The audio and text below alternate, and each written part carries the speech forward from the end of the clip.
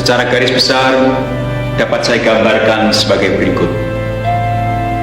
Dari skema ini kita dapat melihat bahwa kedatangan Tuhan Yesus kedua kali sudah dinubuatkan dalam dua tahap yang berbeda. Tahap pertama, Tuhan Yesus datang dengan malaikatnya di udara untuk mengangkat umatnya. Jadi Tuhan Yesus tidak mendarat di bumi. 1 Tesalonika pasal 4 ayat 16 dan 17. Di sana dicatat, pada saat itu orang-orang beriman yang sudah meninggal bangkit lebih dahulu. Kemudian orang-orang beriman yang masih hidup dan yang setia serta selalu berjaga-jaga berubah dalam sekejap dan bertemu dengan Tuhan Yesus di angkasa. Sungguh suatu peristiwa yang terjadi secara tiba-tiba, seperti kedatangan pencuri. Tiba-tiba begitu banyak orang hilang lenyap. Wahyu pasal 16 ayat 15 mengatakan, lihatlah, aku datang seperti pencuri. Berbahagialah dia yang berjaga-jaga. Bagi orang-orang Kristen yang setia,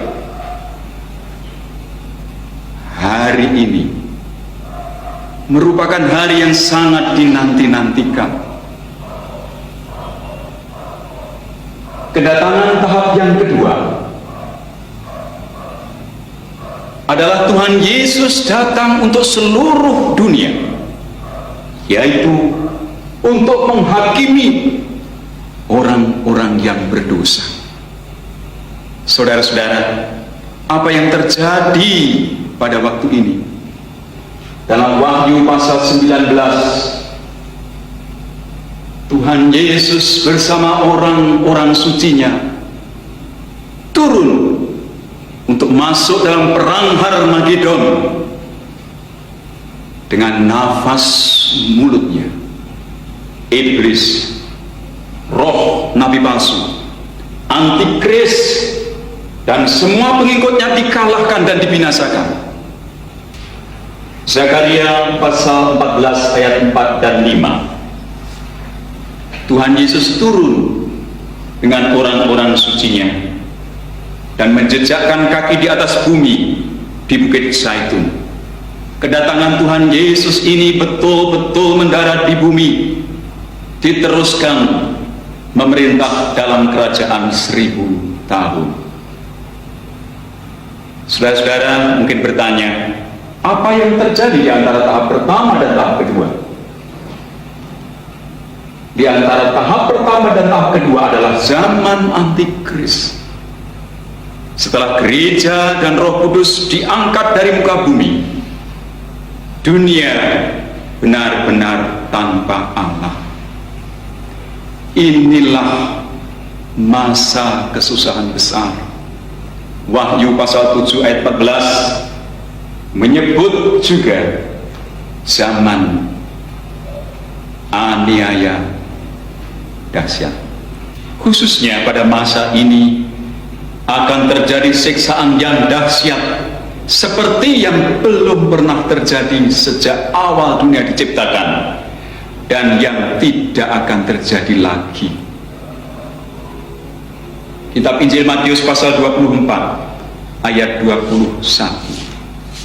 Di sini siksaan yang dahsyat yang belum pernah terjadi.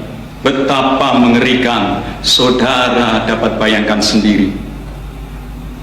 Maka saat kita sekarang ini, saudara-saudara, adalah kesempatan emas untuk kita hidup dalam kekudusan dan kemuliaan, supaya kita semua terangkat dan dapat memerintah bersama Tuhan Yesus di dunia yang sudah dipulihkan dalam kerajaan 1000 tahun.